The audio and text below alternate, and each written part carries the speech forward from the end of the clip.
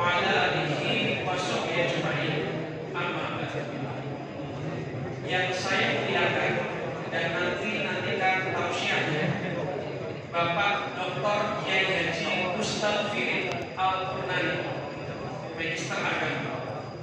Yang saya hormati Kepala Sekretariat Yayasan Bima Tara Semarang, Bapak Hajat Sriamti MSI AKJA, Ketua Bagian Dakwah dan Sosial Bapak Kiai Haji Ahmad Zainuddin SPMSI, Ketua Bagian Pendidikan Bapak Sutomo KMDFM, yang terhormat rekan-rekan Kepala KW TK, SD, SMP Islam Al-Azhar 14, Ketua Jamiah SMA Islam Al-Azhar 14 Bapak Taufan Makmur, Imam Masjid Al-Azhar Ustadz Fatul Rahman, yang terhormat para pelaksana proyek pembangunan masjid Pak Yudi, Pak Biji, Pak Hendrik, serta seluruh pekerja proyek.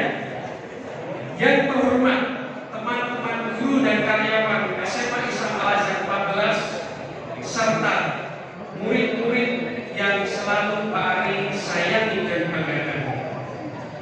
Pertama dan yang utama, kita senantiasa memanjatkan puji dan rasa syukur atas segala nikmat dan karunia yang Allah Subhanahu wa Ta'ala limpahkan kepada kita. Yang kedua, sholawat serta salam tak lupa senantiasa tercurah kepada manusia pilihan, suri teladan kita, Nabi Agung Muhammad Shallallahu Alaihi Wasallam. Semoga kita dapat senantiasa meneladani Rasulullah dan mendapatkan syafaatnya di yaumul akhir nanti. Amin. Hari ini Jumat tanggal 4 November 2022 atau bertepatan dengan tanggal 9 Rabiul Akhir tahun 1444 Hijriah, untuk pertama kalinya Masjid SMA Islam Al-Azhar 14 akan kita tempati. Insya Allah akan diawali dengan kegiatan yang penuh dengan keberkahan, yakni pengajian bersama. Setelah sekian bulan lamanya masjid ini dirancang, dibangun dan diselesaikan. Dalam pengajian ini seluruh murid dan para pekerja proyek sama-sama diundang. Sebab jika memakai peresmian secara seremonial yang sederhana, sebenarnya kita tidak perlu terlalu banyak melibatkan orang. Namun ada alasan khusus mengapa mereka dilibatkan, yaitu yayasan dan sekolah memiliki pemahaman bahwa kedua belah pihak tadi adalah pihak-pihak yang sama-sama banyak berjuang dalam pembangunan masjid selama dikerjakan. Pertama, kepada para murid, sebelum memiliki masjid sekolah, anak-anak harus rela sholat dengan berpindah-pindah tempat, mulai dari di aula sekolah, di ruang kelas, di lab bahasa, sampai yang terakhir di lapangan futsal. Ketika sholat diadakan di lapangan futsal, anak-anak pun harus rela menggelar dan melipat MMT setiap hari sebagai alas untuk melindungi diri dari masjid. Dan ketika sedang melaksanakan sholat zuhur berjamaah, mereka harus merasakan hawa panas dari atap lapangan futsal yang terbuat dari galvanum. Sementara para pekerja proyek, saya sendiri melihat dan mendengar, sebab kebetulan rumah kerja saya tidak berada jauh dari proyek ini. Pagi, siang, sore, bahkan kadang-kadang sampai malam hari harus berjibaku untuk menyelesaikan proyek sesuai dengan target yang telah ditentukan. Yang luar biasa, setiap mendengar suara adzan, maka aktivitas proyek akan dihentikan untuk sementara.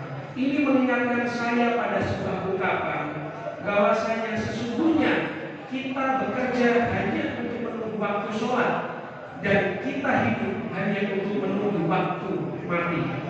Semoga dengan semua perjuangan yang telah dilakukan itu semakin menambah rasa syukur kita atas nikmat berdirinya masjid sekolah yang megah ini. Hadirin yang semoga senantiasa dirahmati oleh Allah, masjid ini diberi nama Masjid Al-Munawwar setelah melalui beragam musyawarah dan berbagai kajian. Al-Munawwar dalam bahasa Arab berarti yang diterangi atau yang diberi cahaya. Apabila ada yang diberi cahaya, pasti ada yang memberi cahaya. Siapakah yang memberi cahaya? Tidak lain dan tidak bukan adalah Allah Subhanahu wa Ta'ala, Sang Maha Cahaya. Diharapkan dengan eksistensi Masjid Al-Munawwar SMA Islam Al-Azhar 14 ini semakin meningkatkan semangat kita dalam melaksanakan berbagai macam kegiatan keagamaan, mulai dari aktivitas ibadah hingga peringatan hari-hari besar Islam.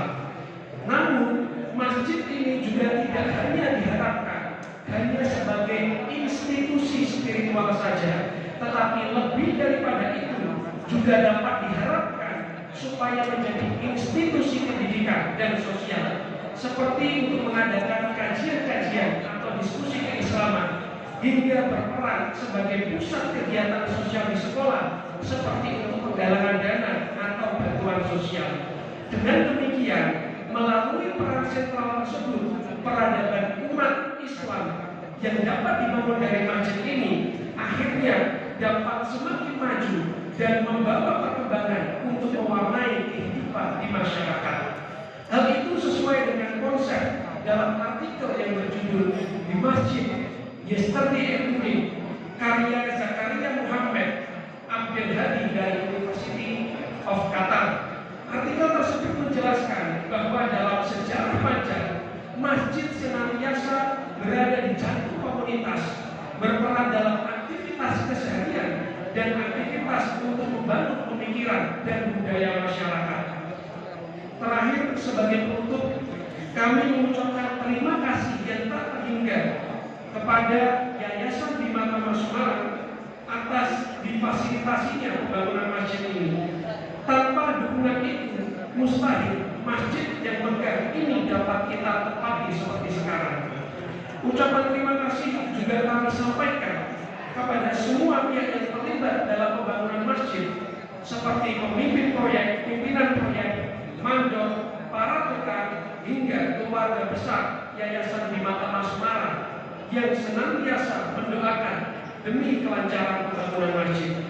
Tidak ketinggalan juga kepada tim keagamaan SMA Islam Al-Azhar 14 dan anak-anak rohis yang telah mempersiapkan dan mengadakan acara pada pagi hari ini dengan baik.